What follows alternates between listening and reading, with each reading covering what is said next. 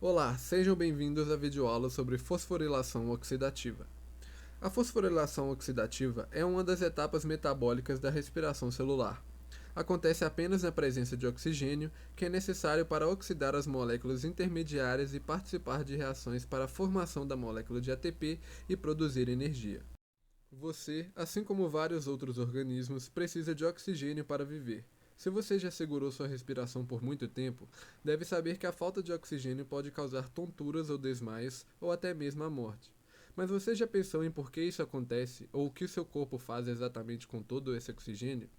Você precisa de oxigênio, pois suas células precisam desta molécula na fosforilação oxidativa, a última etapa da respiração celular. A fosforilação oxidativa é formada por dois componentes estreitamente ligados: a cadeia de transporte de elétrons e a quimiosmiose.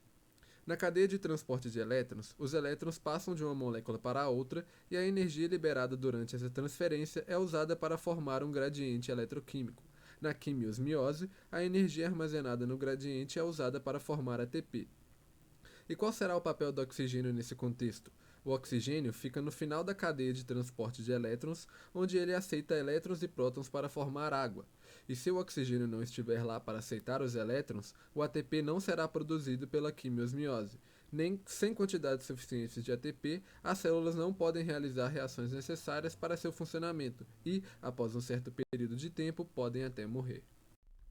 No complexo 1, ocorre a entrega de elétrons por NADH e FADH2. Os carreadores reduzidos NADH e FADH2 das outras etapas da respiração celular transferem seus elétrons para as moléculas próximas no início da cadeia de transporte. No processo, eles voltam a ser NADH, NAD+, e FAD, que podem ser reutilizados em outras etapas da respiração celular. Já no complexo 2, ocorre a transferência de elétrons e o bombeamento de prótons. Conforme os elétrons passam pela cadeia, eles se movem de um nível de energia mais alta para um de mais baixa, liberando energia. Parte dessa energia é usada para bombear íons H+, tirando-os da matriz celular e jogando-os no espaço intramembranar. Esse bombeamento estabelece um gradiente eletroquímico.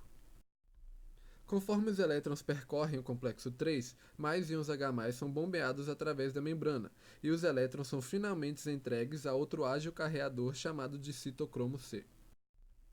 O citocromo C carrega os elétrons até o complexo 4, onde o último grupo de íons H+ é bombeado através da membrana. O complexo 4 passa os elétrons para o O2, que se divide em dois átomos de oxigênio que aceitam prótons da matriz, formando a água. São necessários 4 elétrons para reduzir cada molécula de O2 e 2 moléculas de água são formadas no processo. Mas como um gradiente de concentração de prótons é transformado em ATP, esse processo em que a energia de um gradiente de prótons é usada para fazer ATP chama-se de quimiosmiose.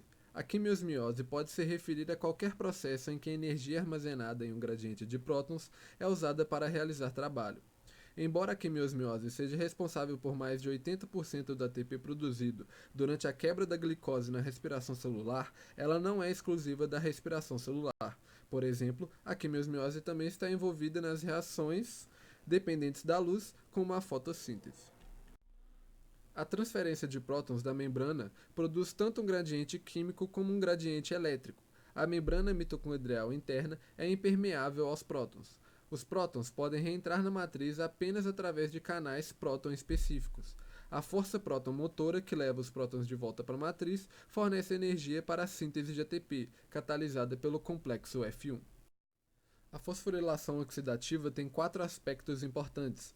Ela envolve o fluxo de elétrons através de uma cadeia de transportadores ligados à membrana. A energia livre está acoplada ao transporte dos prótons através da membrana interna.